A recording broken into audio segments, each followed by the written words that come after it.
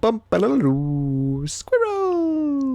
So hello, and welcome to another Legends of Runeterra video. My name is Chris, and today we are going to talk about the top 5 hardest champions to balance in Legends of Runeterra. And what do I mean by that? Well, I basically mean champions that kind of exist in a way where they're either going to be way too strong or, way too weak. That's generally what I would consider champions that are hard to balance. It's hard to find that kind of middle ground where, a champion just feels nice and it feels right and it feels like it's at home and, it's a good power level. Either a champion is going to feel like it's too good or it's way too bad. And, it's difficult to find that in-between good state for a champion. Now, most of the champions on this list are going to be like that. But there is one that I think is hard to balance for different reasons. And I will go into that when we get to them. But first off, let's start with number 5. And our number 5 champion today is, drumroll, Viktor. Now, Viktor has never really been that great ever since he first came out. And they even did buff Viktor, making his level up easier, I believe. But Viktor is a pretty hard champion to balance. And, it could be a very scary champion if they made Viktor too good.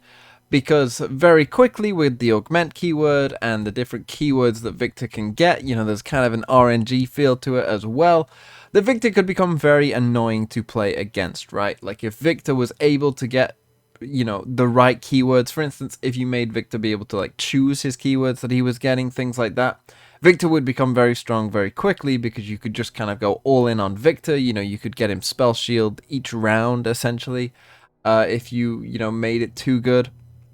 And so I think they've always been a bit scared of Viktor for that reason, right? That Viktor wouldn't even need to level up if he, could reliably get the right keywords, if he could reliably just come down, survive, a turn or two, and for very little effort become this absolute monster card.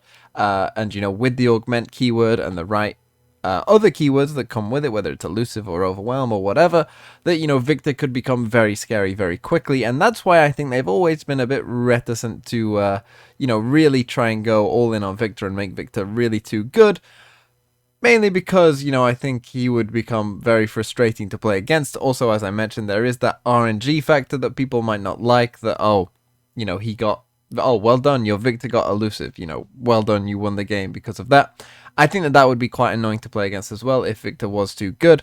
And so I do think that Viktor is kind of in a weird state where, because some keywords are much better than other keywords, if you made Viktor too good, it would just become like this random, not fun place to play with, and it wouldn't be a great time for people. So yeah, Viktor, unfortunately, probably is a champion that might have to be sort of left behind a bit, because I think they will be a bit scared of Viktor if they made him too good. Moving on to number 4, and this one is the bit of the surprise. This one is a bit of a curveball. This one's a bit of a, one that you might not expect, and that is Twisted Fate.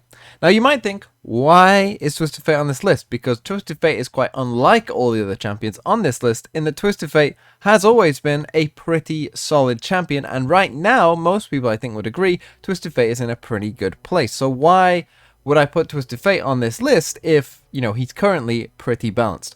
Well, the reason for that is Twisted Fate's level up condition, which is kind of unlike anyone else's level up condition. Of course, no one else has a level up condition about drawing cards, but why is that one a problem in and of itself? Well, it's basically because drawing cards in card games is always a good thing. And so when the devs want to give a region or a champion, with followers, a good card to go with them that says draw cards on it, Twisted Fate gets better each time, and they had to nerf Twisted Fate's level up, from the TF Fizz days because he was leveling up so quick, but with a slight power creep that's always going to be coming into the game, that slight bit of power creep that's always just ramping up slightly. I wouldn't be shocked if somewhere in the future they would have to nerf Twisted Fate's level up again, because they are going to create more and more cards that say draw a card on them. And if they want those cards to see play, they're going to have to be better than the cards that currently say draw a card on them.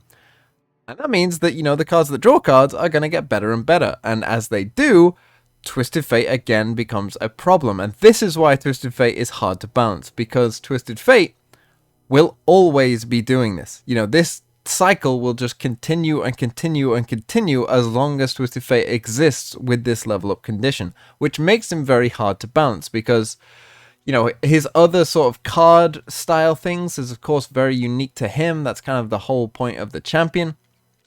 And, you know, he needs a level up condition, which is somewhat hard to get. And the whole drawing card thing is like, you know, a pretty cool way, pretty inventive idea of fitting the character into the game. But it will always lead to problems because there will always be cards that say draw a card on them. And those cards will always be pretty playable. And they're only going to get better.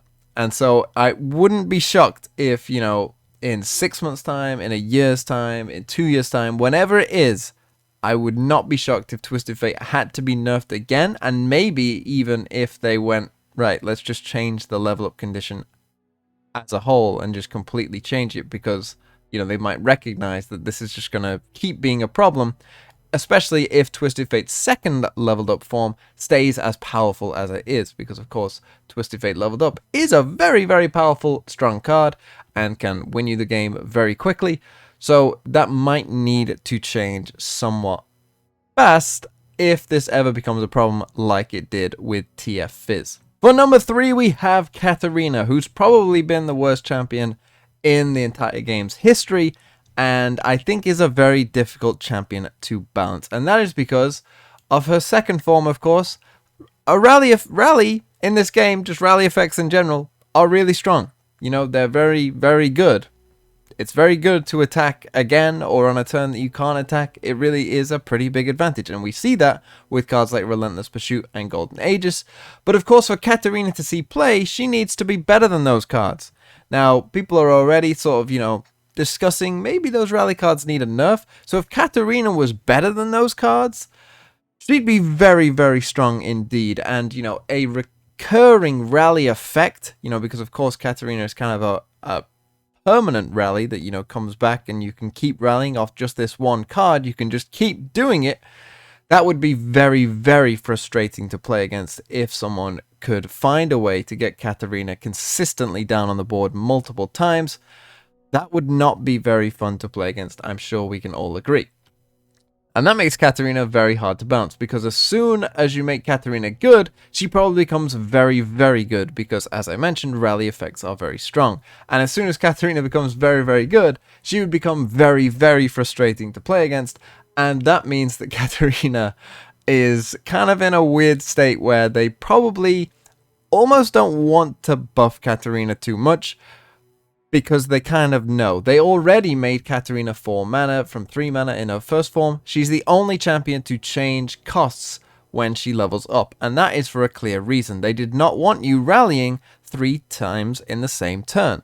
You know, they didn't want you on turns 9 and 10 being able to play Katarina 3 times, so that you could potentially, if it was already your attack turn, attack 4 times in one round. I'm sure we can all agree that that was probably a good idea. Particularly considering Katarina came out in the first set of cards and there weren't as many answers to things, so it's very likely Katarina would have dominated if that were the case. So yeah, I think that it does make sense that Katarina probably has been the worst champion in the game for quite some time, because if she gets too good, we're all going to say, can we have the old Katarina back? I think pretty quickly. Moving on to number 2, we have Braum. And Braum has already demonstrated how problematic his design is when it comes to try and find a good balance for Braum, because Braum's keywords essentially mean he is extremely difficult to balance. His 2 keywords are Challenger and Regeneration, which when put together are insanely strong, especially on a unit with 5 health. Because 5 health is quite a lot to deal with in this game, and Challenger is a really strong keyword, and Challenger and Regeneration is a very, very, very good keyword combination. And so the problem that Braum has had is when they gave Braum 1 attack, he dominated the game, and so they had to bring Braum down back to 0 attack, and then he became useless. That's the problem with Braum. There isn't many ways to change Braum either, because if you increase the health of Braum, that really won't change that much. You can either give Braum an attack and make him one of the best champions in the game, or you can give him 0 attack and make him one of the worst champions in the game. And there's very little else to do with Braum. His level up condition has never really mattered that much, but just this combination of keywords is just too much for people to deal with, really, and create a good balance around, because he's either going to be useless or be very good, and that's essentially all he can be. And especially now that they've added the, Mighty Poro effect when he survives damage. People were saying when he was a 1/5 that essentially you had a 4 mana 4/8 if you add the stats of Braum's 1/5 and the 3/3 of the Mighty Poro, and that was kind of true. But then also one of them had Overwhelm and one of them had Challenger Regeneration, and so it wasn't just 4/8 worth of stats, it was 4/8 worth of stats with very good keywords attached as well, across 2 bodies, which makes it even slightly better than that.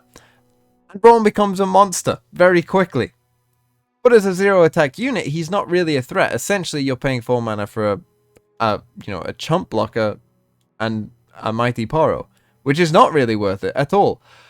But Braum is just very, very difficult to balance because his 2 keywords essentially will always be polarizing. They'll either be really strong or they'll be kind of useless with 0 attack as he is now.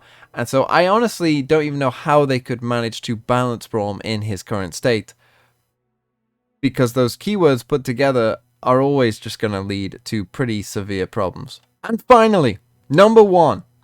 The number 1 card, I'm sure most of you saw this coming, and that is Aphelios. And it's because essentially Aphelios, we know the moon weapons at 2 mana are way, way too good, and the moon weapons at 3 mana are way, way too bad. And, you could potentially do some things like, buff some of the worst blade weapons to make them maybe worth 3 mana. I think that that's probably worth trying. But even so, just Aphelios' design is just kind of one of these cards that is never really going to give you, okay things going on. Because he's in Targon that has a lot of protection with it as well, it always kind of means that Aphelios is going to exist as a champion where he's either going to take over the game or feel kind of useless. And right now he's obviously in the useless kind of category, but personally I would prefer him to be in the useless category rather than the take over the game, because those Aphelios mirrors that we saw when he was really good were perhaps the most boring gameplay Legends of Runeterra has ever seen, where it's just going back and forth, picking between the different moon weapons, just, games going on forever. Boring games of Legends of Runeterra. And so Aphelios is very difficult to balance around. The one thing, as I mentioned, you could try is buffing up some of the worst moon weapons, but I think even then people would still be like, it's too late for that. We've still got better things to do. And as I say, because Aphelios is in Targon, and Targon has a lot of protection for its units, when you're building an Aphelios deck, if he was really good again, he would just be unstoppable again, because he would just again be able to just save himself. As we saw, they tried to nerf Aphelios at first by making him a 3/2, and it just made no difference because Targon could just protect him no matter what, and it didn't matter. And then Aphelios was just going to take over the game, and that was that. So eventually they had to make the moon weapons 3 mana, but still it's made really no difference ever since, because they gave Aphelios that health back after a while. That didn't change anything because it doesn't matter. The protection for Aphelios isn't the problem. Targon will be able to do that either way. The problem is the amount of mana that you have to sink into these blades. Right now, it's just too much, but at 2, it's too little, and so you end up in this very awkward space where it becomes very difficult to balance Aphelios. And so, ultimately, I do think that for you Aphelios fans out there, he will probably be lurking in the back, and a champion that they're just maybe just going to have to throw up their hands and say, I don't know.